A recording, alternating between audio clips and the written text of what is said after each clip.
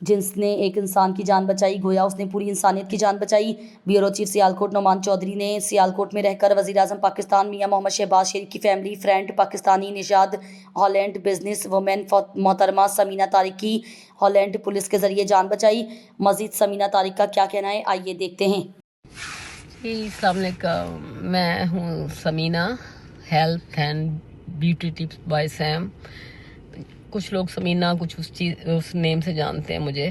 تو مجھے ابھی گاڑی گھر آ کے پارک کی ہے، تو میں نے اپنی ایک دوست کو کہا کہ بھی مجھے کسی نے میسیج بھیجا ہے پاکستانی نمبر سے، اردو میں لکھا ہوا ہے، اور میں بہت ینگ ایج میں ہالینڈ آ گئی تھی، تو میں اردو تھوڑی سی ڈیفیکلٹ لگتی ہے پڑھنی، بولتے ہیں تو ہم ہیں لیکن پڑھنی ڈیفیکلٹ لگتی ہے۔ بہت ینگ ایج میں آئی تھی میں، 18 میں شادی ہوئی، 19 میں ہالینڈ آ گئی، تو کیا پتا ہوگا، بندہ تو لوگ تو رشتے بول رہے ہیں، یہ تو پھر بھی لینگویج ہے۔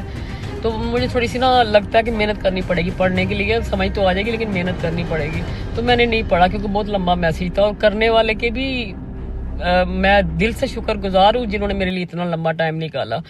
انہوں نے کیا کیا، Pakistan embassy, Holland embassy, Netherland کی، پاکستان میں امبیسی، ہر جگہ فون گھما دیا۔ ایون کہ انہوں نے پاکستان سے، سیالکوٹ سے نعمان صاحب ہے کوئی، انہوں نے پولیس کو رابطہ کیا ہے کہ ایک لیڈی ہے، وہ اپنے آپ کو ختم کرنا چاہ رہی ہیں، فلاں فلاں پانی کے پاس کھڑی ہیں، پلیز ان کی جان بچا لے۔ تو یہ میسیج ابھی میں آپ کو واٹس ایپ کا میسیج ابھی میری دوست ہے مینو جیسی، اس نے مجھے ٹرانسلیٹ کر کے بھیجا ہے۔ میں آپ کو وہ نہیں بھیج سکتی، پتہ نہیں لوگ تو کر لیتے ہیں، چالاکیاں بہت ہیں لوگوں کے پاس، میرے ساتھ بلیک میلنگ ہوئی ہے، لیکن مجھے نہیں پتا کہ میں کیسے وہ والے میسیج آپ کو سناؤں۔